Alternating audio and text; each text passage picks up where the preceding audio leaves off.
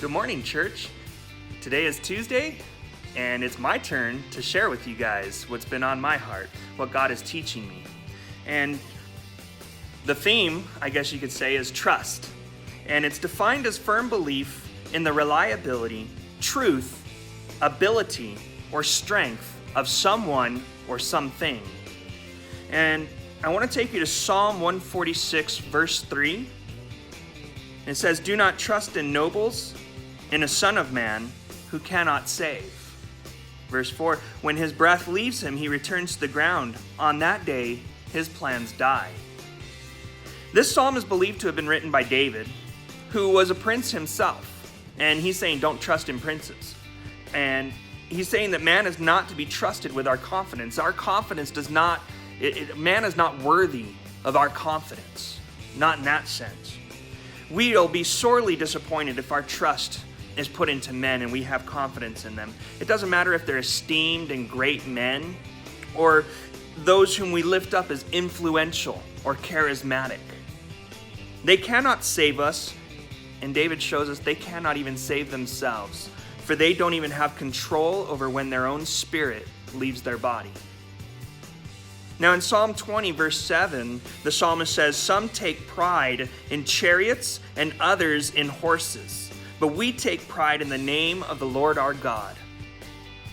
What do we take pride in? Meaning, what do we trust in? And here it's showing two examples of strength and power. What strength and power do we trust in to keep us safe? Do we trust our safety stock of ammo? Our hoard of toilet paper? Our never-ending supply of food? Our collection of masks? Are we trusting in our health or even our age? Or is our lack of trust in our age or our health or any of those things? Do we trust in organizations such as the WHO, CDC, mayor, governor, or even President Trump? Now, we can have some trust in them, but is that where our ultimate trust is in? I mean, who or what will we give credit to when we come out the other side? And you don't have to apply this only to the current quarantine and pandemic situation. Anything that you go through, anything that you do in this life, on the other side of it, who do you give credit to? Who do you trust in to get you there? Do you trust in your great ability? Do you trust in your natural talents?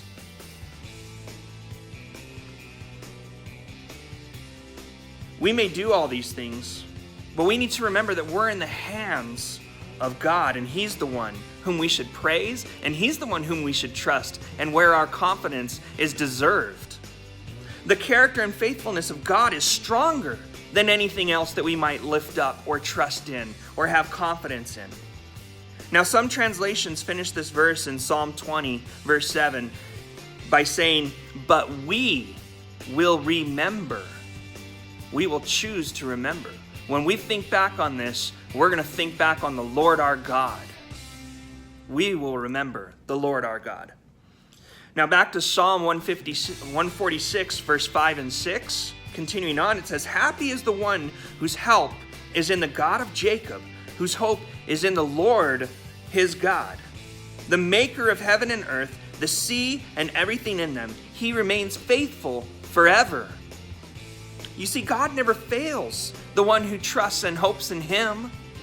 That's where our confidence belongs, is in something that can't let us down. God will never let us down. In fact, His word says that even if we are faithless, He remains faithful, because that is who He is. And He cannot deny Himself. God never fails the one who trusts and hopes in Him.